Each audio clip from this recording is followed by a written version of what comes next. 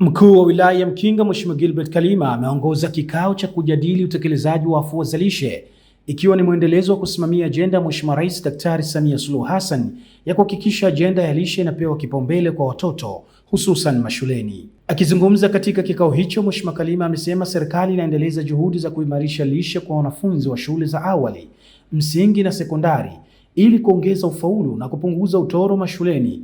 Aidha, amesisitiza ushirikiano wa wazazi na walimu katika kuhakikisha chakula kinapatikana mashuleni, akibainisha kuwa lishe bora ni msingi wa elimu bora na maendeleo ya mtoto. La kwanza, tumejadili masuala yanayohusu lishe kwa watoto, chakula mashuleni. Nipongeze kwa kata ambazo mmeendelea kufanya juhudi ya kuhakikisha watoto wanapata chakula mashuleni, na kama ambavyo mmeona kwenye taarifa yetu inaonyesha 80% ya shule zetu watoto wanapata chakula mashuleni.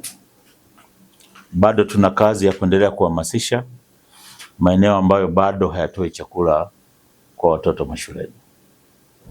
Ni jukumu letu kama watendaji wa serikali kuona tunafanya hivyo, kwa sababu kuna faida nyingi.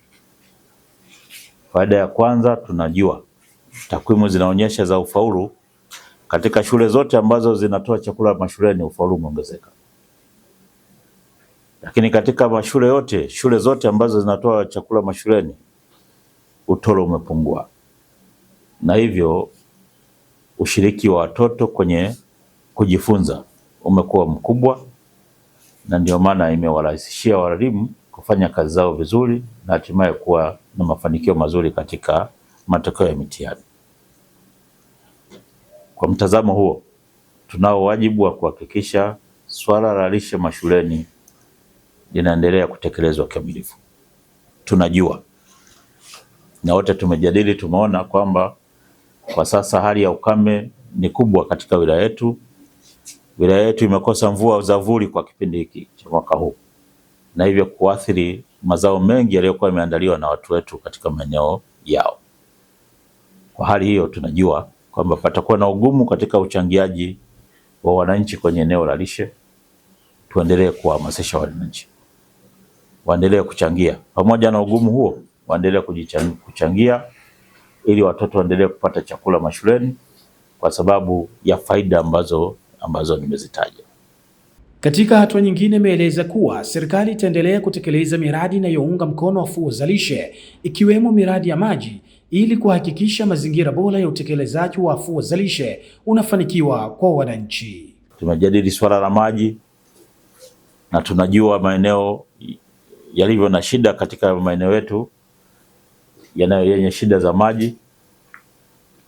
Kama serikali tutaendelea kujitahidi kuhakikisha tunapambana na kukabiliana na matatizo hayo.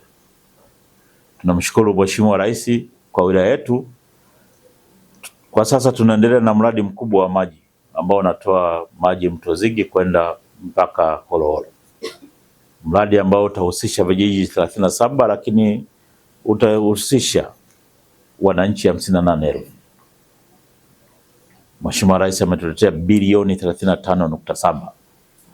Tuendelee kumshukuru kwa kazi hiyo kubwa na nzuri ambayo ameifanya ndani ya wilaya yetu, lakini sisi kama watendaji tulioko chini tuhakikishe hatumwangushi. Tunatekeleza na kutimiza wajibu wetu kikamilifu ili kila fedha inayoletwa ya kimaendeleo ndani ya wilaya yetu basi inafanyika kwa kuzingatia utaratibu na hatimaye mafanikio na faida ambayo serikali inatamani yaone kwa watu wake, basi tunahakikisha tunafikia.